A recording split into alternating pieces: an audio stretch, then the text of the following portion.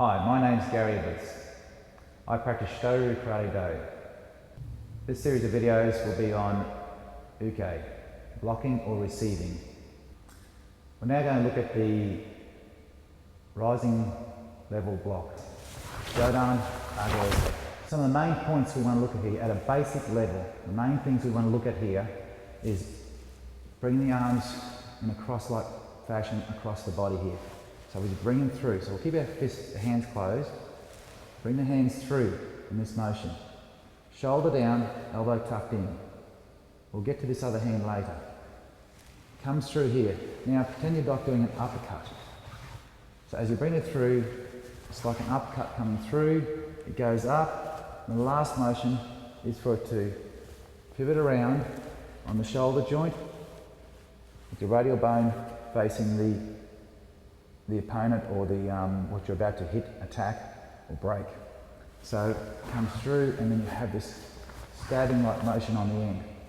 If you pictured yourself with a pencil or something or a stabbing motion, so you don't want to rotate the hand all the way around and expose the underside and the palm, etc. out this way.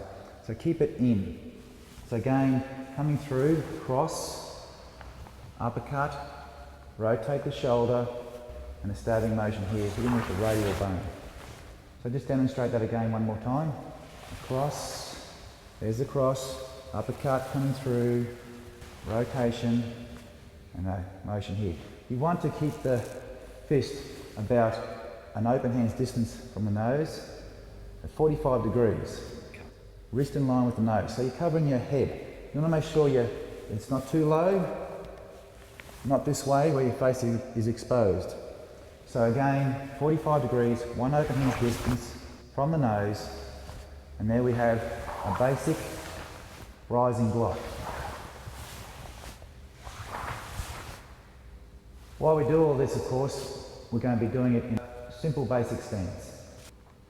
Okay, what I'd like to do now is just do the same blocking technique, rising block,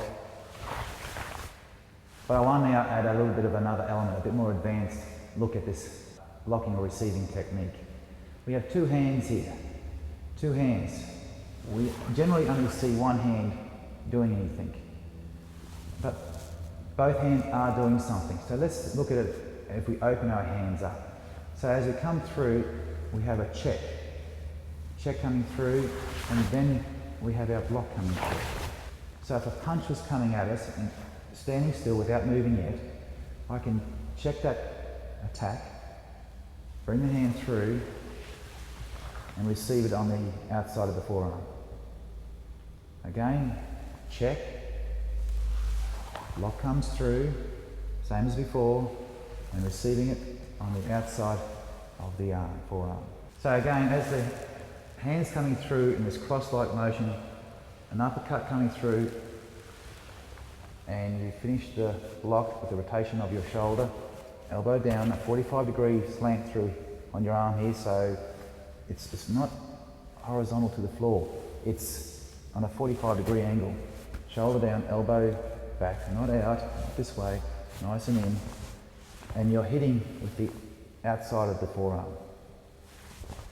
So again, coming through, up and out, up, rotation, and hitting with the outside of the arm.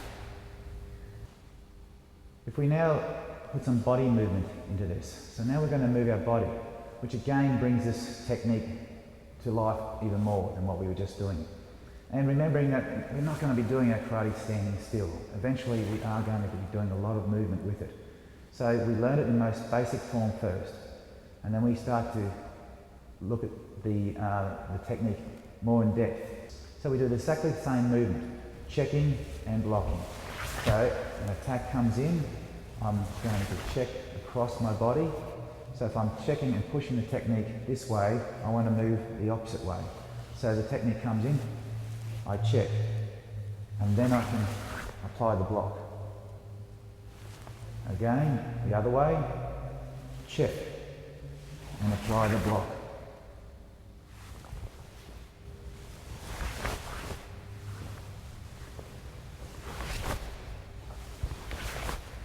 Now if that was coming from a straight punch or a hook punch, you get the idea of punch coming around, you check, and on the back side of the arm, pushing through, causing the attacker to go off balance.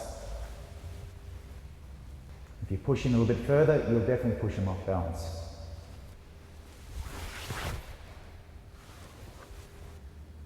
We're now going to look at the lower level block, Gedan Uke, Gedan Barai. With this block, we bring the hand up high onto our shoulder, as if you were touching your ear. So depending on how high you get that arm, you want to get that arm up high on the shoulder. Use your ear as a reference, and you need to get this elbow across the center line. We don't want the elbow on this side of the body. We want the elbow across the center line of the body. The other arm comes across. So you can see that you're well covered through the middle. From here, hand leads with the elbow, driving down. Pulling the other arm back to your side of your body. Pick attack. Again, across, elbow covering, going across the center line, hand high on the shoulder, arms come together, leading with the elbow down, hitting, locking with the outside of the forearm, pulling the arm back.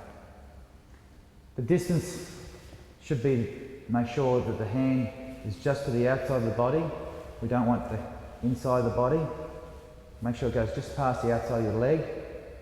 And we're looking at one open hand's distance away. So not too close, not too far. Okay, this is a reference. A general reference on how far it should be away from the body. Now we're going to add the check into the movement. Again, as we saw in rising level block, two hands are working.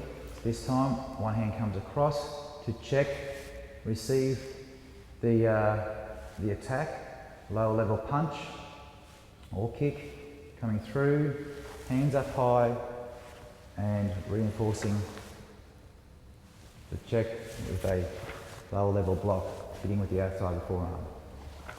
Across, up and down.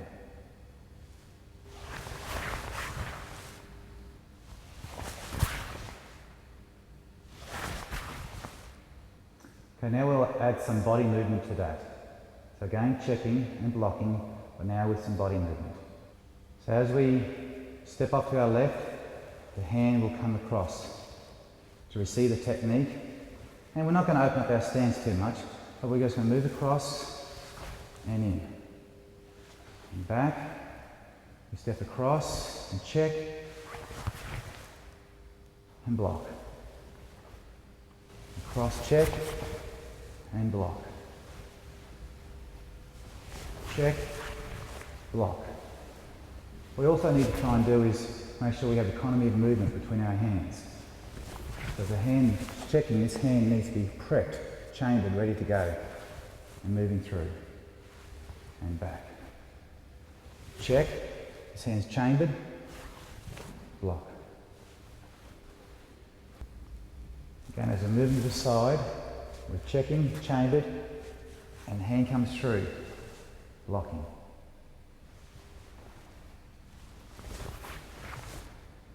As we're doing this, same as before, you check, and this has the potential to take your opponent off balance by pushing on the back of their arm.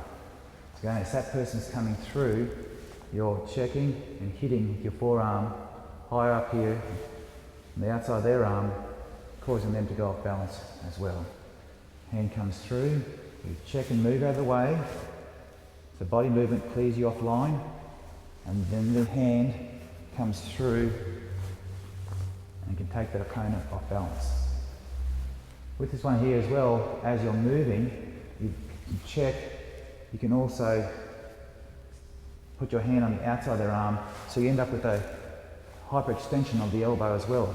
So with their hand here and you're hitting here, you have this emotion here, causing a little bit of hyperextension of the elbow joint. Come through, check. You've got that, you put your hand on the inside of their forearm and you've got a little bit of, as you hit impact and you pull this hand back, you can hyperextend the elbow joint as well. So you're moving your opponent off balance. You can also stress the elbow joints and of course you've moved out of the way and done an effective block.